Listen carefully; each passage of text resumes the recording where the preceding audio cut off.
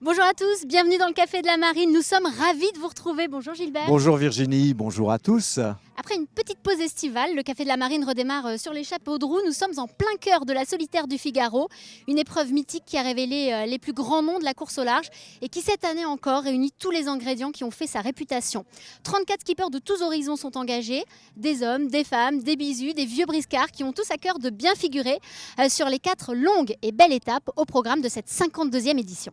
Et c'est Xavier Macaire qui s'est adjugé le premier round entre Saint-Nazaire et Lorient. Premier à franchir la ligne d'arrivée jeudi matin. Il est avec nous dans ce café. Avec lui pour refaire la régate, 2 autres invités. Charlotte Yvain, l'une des 5 femmes engagées et l'une des 12 bisous de cette édition. Elle nous dira comment s'est passé son baptême du feu. Tom Dolan, lui, est lorientais d'adoption, mais vous l'entendrez, son accent dévoile ses origines irlandaises. C'est sa 4e participation et il nous livrera son sentiment sur son entame de course. Allez, on va tout de suite les rejoindre sur notre plateau à la Cité de la Voile, Éric Tabarly. C'est parti.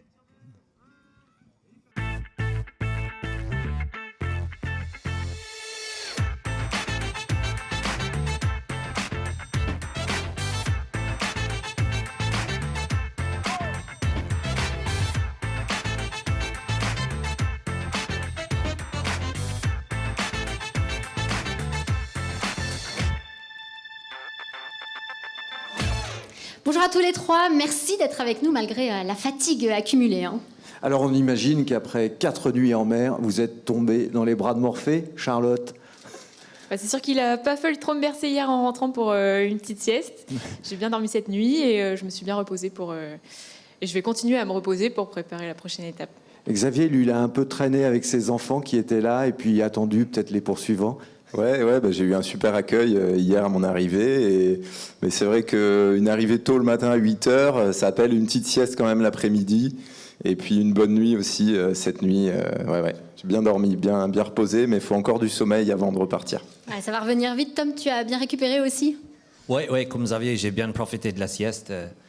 Mais je ne suis pas si fatigué que ça. J'ai déjà eu des étapes beaucoup plus difficiles et fatigantes que celle-là. Donc franchement, je suis en forme, ça va. Nickel. Alors avant de revenir plus en détail sur cette première étape, on va quand même faire un petit résumé avec les temps forts de cette course de 627 000. Ça fait environ 1160 km pour les non-initiés. Une course entre Saint-Nazaire et Lorient via la Corogne au nord de l'Espagne. Oui, et il faisait partie de ceux que l'on attendait aux avant-postes et il a été exact au rendez-vous. Xavier Macaire a remporté le premier acte de cette solitaire après une première cavalcade au portant dans le golfe de Gascogne pour virer une marque près de la Corogne. Les solitaires ont goûté aux joies du près dans des conditions musclées, humides pour rejoindre la Bretagne Sud. Le skipper de groupe SNEF qui s'était emparé de la tête dans la nuit de lundi à mardi avait fait un petit break près de 3000 au passage de la bouée espagnole.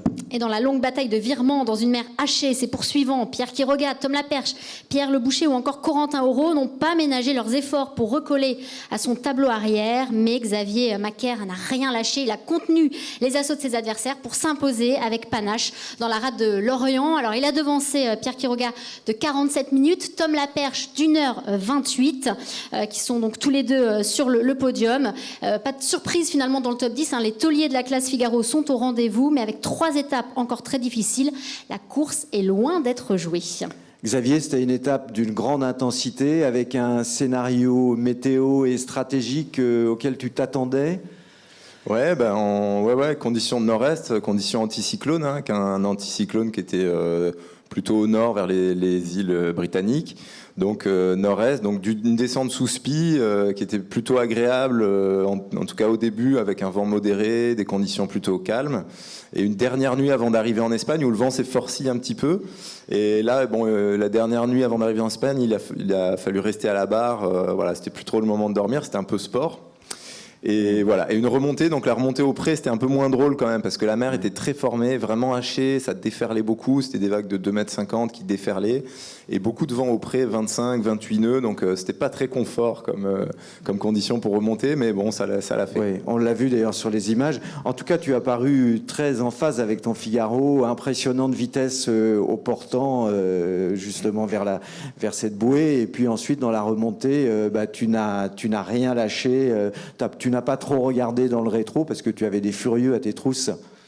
Ouais, alors c'est vrai que je me suis senti vraiment en phase sur la descente sous spi. Là, j'avais une bonne vitesse. Je me surprenais moi-même à avoir une très bonne vitesse par rapport aux bateaux qui m'entouraient, à doubler pas mal de bateaux. Parce que j'avais fait un départ plutôt moyen dans les 10e, 12e. Et voilà, j'ai réussi à remonter un peu en vitesse sur le bord de Spi, faire un petit peu le break la nuit où il y a eu du vent fort sous Spi avant d'arriver en Espagne. Et c'est vrai que la remontée, je regardais un petit peu les concurrents, mais sans trop focaliser dessus, quoi, parce que faut pas focaliser non plus sur la concurrence qui est derrière. C'est un coup à paniquer un peu, quoi. Ouais, voilà, faut vraiment garder la tête froide et essayer de rester concentré sur faire sa course, faire sa trajectoire, une bonne stratégie, une bonne vitesse. Mais c'est vrai qu'en partant de la Corogne, j'ai pris un cap et je me suis rendu compte 2-3 heures après que le groupe de derrière avait pris un cap un peu différent, un peu plus low-fait. Donc je me suis dit, oula, il y a peut-être un réajustement à faire pour me recaler devant eux et pas leur laisser une porte ouverte, quoi. Et donc j'ai réussi à me recaler. Et ensuite, une belle stratégie, des belles trajectoires jusqu'à l'arrivée qui m'ont mené en tête. J'ai réussi à rester devant, donc super content d'avoir pu tenir la flotte comme ça jusqu'au bout. Parce que la route était longue, il restait plus de 48 heures de course quand on est passé en Espagne. Oui, c'était long. Voilà, et quand on est en tête, ça met la pression, faut tenir, quoi. Faut tenir la pression. Ouais. Et tu as frappé un grand coup. Alors Charlotte, on disait, toi, c'est ta première participation à un vrai baptême du feu. Comment ça s'est passé, justement? Quel sentiment tu as par rapport à ce premier acte?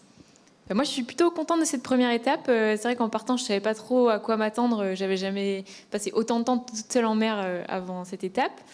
Du coup, je ne savais pas trop comment j'allais réussir à me gérer, le sommeil, l'alimentation et tout ça. Au niveau de la préparation de la course, on était prêts, on était bien préparés, je pense. On avait travaillé avec le team Vendée, avec Xavier, avec Christian pour la météo. Et au final, j'ai réussi à plutôt bien dormir, bien m'organiser à bord, garder un œil toujours sur la stratégie. Ce qui est chouette, c'est qu'on est toujours au contact avec d'autres bateaux, donc on a du challenge tout le temps, et j'ai quand même réussi à trouver du temps pour dormir dans tout ça, donc je suis plutôt contente d'avoir réussi à gérer ça. Et tu termines 20e, du coup, tu es contente de ce résultat? C'est un bon résultat. Tu disais avoir le sentiment que tu aurais pu peut-être un peu plus attaquer pour les prochaines épreuves, les prochaines étapes. Ouais, je suis contente de me situer quand même dans le paquet, de ne pas avoir trop de retard, d'être au contact toujours avec du monde. Et c'est vrai que comme j'ai réussi à quand même gérer le sommeil et tout ça, je pense que je pourrais pour la suite être capable d'attaquer un peu plus sur certaines phases. Ouais. Alors Tom, toi, c'est ta 4e participation avec un joli top 5 l'an dernier. Et tu disais avant le départ, avoir l'agnac, être fin prêt avec un bateau bien préparé, des voiles neuves, donc tous les voyants étaient au vert. Est-ce que tu es content, toi, de ta performance? Et tu as terminé 10e sur cette étape. Oui, je suis plutôt content. Un peu comme Xavier, là, j'ai pas eu un très bon départ. C'est souvent un point faible que j'ai là, surtout avec toute la foule qu'il y avait à Saint-Nazaire, les hélicos, les Zodiacs et tout, ça a tendance à me mettre un peu en stress. Ça déconcentre un peu, ouais. C'est clair. Et du coup, une fois au large, ça allait mieux. J'ai réussi à quand même pas mal remonter, moins bien que Xavier, c'est sûr. Mais du coup, 10e, mais dans une demi-heure, on est entre le 4e et le 10e. Je pense qu'il est pas loin d'une demi-heure. Oui, il y avait une rafale d'arrivée là, dans ton groupe. En distance en temps devant, ça va, je suis plutôt content. Et je suis content de la vitesse. Là, j'ai regardé le tracker ce matin. Il y a beaucoup de monde qui m'ont dit que j'allais comme un avion. Comme un avion irlandais. J'allais dire un gros mot. Et du coup, non, ça va. Franchement, ça va. Ça me met bien en confiance pour la suite. Alors Charlotte, tu disais que tu étais contente. Justement, c'était un des points, une inconnue un peu pour toi, savoir comment tu allais te gérer au niveau du sommeil, de l'alimentation. Tu le disais, c'était ta première fois que tu passais autant de temps seul en mer, 4 jours, 4 nuits. Qu'est-ce qui a été le plus difficile en revanche? Il y avait quelque chose de négatif à retenir ou un moment qui a été un peu dur pour toi sur cette étape? Il n'y a pas eu de gros moments durs. Par contre, j'ai eu des petites galères, mais je pense un peu comme tout le monde. Quand le vent est monté, j'ai mon écoute de spi qui s'est décrochée, donc il a fallu la raccrocher. C'était un peu la mission. Donc c'était des petits trucs comme ça, imprévus à gérer, qui sont pas forcément super chouettes. Mais sinon, globalement, ça a été, ouais. Surtout que ça a été costaud, ce bord sous spi. C'est un vrai... Ouais, justement, un bord de poney, il a dit à l'arrivée. Ouais. Ah, c'était un super bord. J'attendais que le vent monte là pour qu'on puisse vraiment voir le potentiel des bateaux, quoi. Et ouais, c'était chouette. J'avais pas été déçue là, ouais. Alors Xavier, toi, tu commences la solitaire comme l'an passé, c'est-à-dire par une victoire. Tu as l'expérience de cette course et justement, on imagine que tu gardes quand même la tête froide. Bon, ça met en confiance forcément. Ouais, c'est super de commencer par une victoire, voilà. Mais la course est encore longue, c'est vraiment qu'une petite partie de la course. Donc c'est ça, il faut garder la tête froide et continuer de faire du bon boulot comme j'ai fait sur cette première étape. rester focus, rester concentré. Voilà, pas me concentrer sur les autres, sur la concurrence, sur les écarts de temps et tout ça. Il y a beaucoup de gens qui me disent « Ah, mais alors c'est super, les écarts de temps ». Aujourd'hui, ça ne veut pas dire grand-chose, en fait, au début de la course.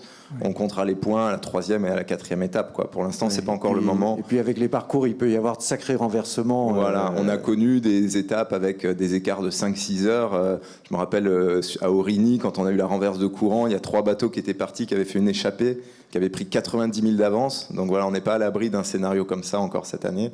Donc voilà, vraiment garder la tête froide, rester concentré. Ce qui est bien, c'est que l'année dernière, j'avais gagné une étape, mais en accumulant vraiment aucune avance, puisqu'on était arrivé à 20 bateaux groupés en 15-20 minutes. Oui. Là, ce qui est bien, c'est que cette année, ça a payé, quoi. Voilà, tous les efforts. Il y a quand même un écart. Le 3e est à 1h30, enfin 1h28. Voilà. Donc la victoire d'étape, là, se traduit aussi par un gain en temps, donc qui est plutôt bien. Voilà, je capitalise un petit peu de temps, même si je focalise pas là-dessus. Je vais continuer de faire ma course comme si de rien n'était, mais c'est bon à prendre, quoi. Ça fait plaisir. C'est bien d'avoir un petit matelas de confort. Voilà, ça fait plaisir. Dans cette étape qui, on le rappelle, donc en effet, se joue au temps. Hein, donc c'est sûr que là, ça démarre fort et ça démarre bien. Alors Tom, tu disais tout à l'heure avoir pris un départ un peu moyen, mais t'être rassuré sur ta vitesse parce que tu as réussi à bien revenir dans le paquet de tête. Tu as terminé dans le top 5 toi l'an dernier et obtenu de bons résultats en première partie de saison. Et tu disais être en forme mais ne pas vouloir te mettre trop de pression. Mais c'est pas si simple après hein, quand on est dans l'action. Tu disais ne serait-ce que le départ, il y avait beaucoup de monde, des hélicos, la foule, c'est pas si simple. Comment tu t'es senti par rapport à cette pression-là? Est-ce que tu as réussi à pas te remettre trop? Ouais, c'est une bonne question parce que c'est vrai qu'on a souvent tendance à beaucoup se mettre de la pression. Surtout l'année dernière, je ne m'entendais pas du tout à faire un top 5, je voulais surtout faire l'année 15 et encore. Et donc c'est un peu un truc que j'ai gardé en tête toute l'année. C'était de ne pas essayer de me mettre de la pression pour finir parce que tout le monde te demande, ok, tu as fait l'année 5 l'année dernière, il faut que tu fasses un podium cette année et ensuite. Mais du coup, j'essaie vraiment de me découper de ça et j'ai fait un gros travail là-dessus. Et en mer, une fois que c'est parti, ça va. J'oublie le truc, je me concentre sur, comme il disait Zav, la vitesse, la stratégie, pas trop sur les autres. Et c'est pas si simple de pas regarder dans le rétro. Toi, tu as eu un petit moment la dernière nuit là où tu savais pas trop quel groupe contrôler. Ouais. C'est pas facile aussi des fois de faire les bons choix. Là, les 2-3 conneries que j'ai fait qui me coûtent beaucoup dans cette étape, c'est en regardant des autres. Donc c'est vraiment un truc, je pense en tant que figariste, on a tendance à faire beaucoup au début. C'est logique. Plus au fur et à mesure qu'on avance, mais on en fait. Et là, avec l'expérience, je vais couper l'œil, je pense. Alors Xavier, toi justement avec l'expérience, tu l'as l'expérience de cette course et puis parfois elle a été douloureuse parce que je me souviens qu'à l'arrivée à Saint-Nazaire l'an passé, hein, tu étais quand même un peu dépité, écœuré par un scénario météo qui avait, il faut le dire, tourné à la loterie. La réussite t'a souvent fui sur la solitaire à des moments où tu étais en passe de l'emporter. Parfois le succès s'est même dérobé sur tapis vert. Enfin, je ne vais pas rappeler que les mauvais sourient. Tu espères qu'elle va enfin te sourire cet été ? Oui, bien sûr. Si je reviens chaque année, c'est que j'espère vivre des bons moments. C'est une course dure, impitoyable et fantastique à la fois. Et c'est pour ça qu'on revient chaque année. Et moi, j'en suis à ma 11e participation. Et j'ai chaque année envie de revenir, j'ai chaque année envie de la refaire, envie de revivre des bons moments. Et il y a aussi des moments difficiles. Et j'en ai vécu quelques-uns des très très durs sur cette course. En 2015, sur tapis vert. L'année dernière, avec... quelques bateaux, Sam Goodchild, Yann Eliès, on était vraiment très bien placés pour finir sur le podium du classement général. On arrive à la fin de la 3e étape, on était 1, 2 et 3e, on tombe dans la molle, le vent s'arrête complètement. Les poursuivants voient ça, ils font le tour, ils passent à côté. De la paroisse, on finit dans les choux de l'étape et on finit 11e, 14e et 20e de la solitaire, donc c'était très frustrant. Donc voilà, ça fait partie des moments difficiles. Il faut de la moelle pour s'en relever, quoi. Ouais, ça fait partie des moments difficiles, mais des moments fantastiques, formidables. J'en ai eu aussi beaucoup. La victoire d'étape l'année dernière, des podiums, des beaux moments vécus sur cette course. J'en ai eu beaucoup et je reviens chaque année pour en revivre encore. Et c'est vrai que le Graal, ce serait une victoire générale, ce serait fantastique. Maintenant, voilà, on est encore loin de ça. Il faut que je reste focus et que je fasse du bon boulot jusqu'au bout si je la veux vraiment, quoi. Ici naissent les légendes, en fait, Charlotte, c'est le slogan de la solitaire. En tout cas, toi, tu découvres que le Figaro, c'est un circuit d'excellence, enfin, c'est à armes égales. Le niveau, il est hyper relevé. Tu n'es pas trop impressionné, tu arrives à te faire confiance? Un peu impressionné, forcément, ouais. C'est sûr que quand on arrive sur le circuit et qu'on voit tous ceux qui sont passés, tous ceux qui sont encore et qui nous montre un peu la voie, ça met un peu de pression. Après, c'est aussi gérer ses émotions, la pression et tout ça. Je pense que ça s'apprend au fur et à mesure. Et je suis super contente de pouvoir vivre des moments comme ça aussi. Toi, tu la côtoies, Xavier, à Team Vendée Formation. Ouais, on s'entraîne ensemble et tout. Je faisais même partie du jury qui l'a sélectionné à la sélection Team Il y avait Vendée. 5 finalistes, je crois, c'est ça? Ouais, c'est ça. Voilà, il y avait 5 finalistes sélectionnés sur dossier, sur vidéo en fait. C'était original. C'était pas un dossier comme ça se fait habituellement à une sélection. C'était une vidéo. Et c'est vrai que Charlotte est assez vite sortie du lot en fait dans la sélection parce que on sentait vraiment l'objectif, l'envie d'aller dans ce chemin-là, la tête sur les épaules, le vécu, le palmarès en voile légère. Et elle savait un peu où elle allait, quoi. Quand on lui posait des questions sur le Figaro, sur les budgets, sur les choses comme ça, on sentait que c'était déjà un peu clair dans sa tête. Elle savait où elle allait, quoi. Donc clair dans sa tête. Ouais, c'est ça. Ouais. Et moi, j'ai envie de lui dire à Charlotte, tu vois, quand je t'entends dire que tu peux attaquer plus, ça m'étonne pas, quoi. Moi, je suis sûr que tu as un gros potentiel pour attaquer. Voilà, c'est vrai que c'est impressionnant la première année, la Figaro. Il faut que tu te décomplexes et tout, parce que je suis sûr que tu en as beaucoup sous le pied et que tu peux faire des trucs super. Alors justement, toi, l'objectif, ce sera d'attaquer un peu plus. Quand on a fait le break, comme tu l'as fait, Xavier, comment toi, tu vas attaquer la suite? Tu es un peu le patron, là, sur cette première étape. Mais comme j'ai fait pour la première, pareil. Je me prépare bien, je fais ce que je sais faire, en phase avec mon bateau, une bonne gestion de la navigation, de la stratégie, une bonne gestion de la vie à bord, de l'énergie, du sommeil. Voilà, vraiment, là, il faut surtout que je change rien, quoi. Que je continue comme j'ai fait à la Solo Guicoten, que j'ai remporté, à cette étape que j'ai remportée. Voilà, l'objectif, c'est vraiment de continuer comme ça. Et rien prendre pour acquis. Alors juste, on va revenir un peu sur vos parcours, parce que Xavier, c'est vraiment un taulier, un habitué de la solitaire du Figaro. 10 participations. On voudrait revenir un peu sur ton parcours. Toi, on le disait, tu es irlandais, tu as même grandi dans une ferme dans les terres, mais tu as quand même rapidement nourri l'envie d'aller naviguer au large. Tu as débarqué en France en 2010. Pourquoi? Qu'est-ce qui t'a amené ici? C'est vrai que j'ai un peu grandi sur une ferme et j'ai eu accès à la voile par le voile des Glenons, l'école de voile des Glenons, où je suis allé comme bénévole justement en 2008 ou 2000, un truc comme ça, dans le sud de l'Irlande. Et j'ai rencontré un mec là qui était préparateur de bateau de régate et mon rêve du coup est devenu de venir ici et déjà m'améliorer en voile et peut-être devenir préparateur. Donc j'ai rêvé d'être préparateur. Et c'était il y a 10 ans, du coup les Glenons m'ont embauché à Concarneau, j'ai fait un BE et depuis là c'était un peu long, mais c'est un peu par le voie des Glenons, la classe mini et justement le Figaro à la fin que j'ai réussi à être là. L'histoire est un peu longue, mais... Alors toi, Charlotte, tu es de la baie de Morlaix, même si tu es Team Vendée, un vrai vivier de champions. Jérémy Bayou, Armel Lecléage, Nicolas Troussel. Tu as fait tes premières armes en dériveur, 4,20, et puis tu as intégré le pôle France en équipe de France jeune 4,70. Tu as forcément côtoyé Camille Lecointre et puis Aloïse Retornaz, qui viennent d'obtenir une belle médaille de bronze au JO. Est-ce que tu n'as pas été tenté par une carrière olympique ? Si, carrément. J'ai passé pas mal de temps à naviguer avec Camille et Aloïse au pôle en 4-7. Et c'est vrai elles étaient inspirantes et super sympas. Donc c'était vraiment super de naviguer contre elles et avec elles. Et ça a trotté dans un coin de ma tête de poursuivre en olympisme. Mais j'avais toujours cette petite envie d'aller voir aussi en course au large ce qui se passait. Et c'est plutôt ça qui a pris le dessus.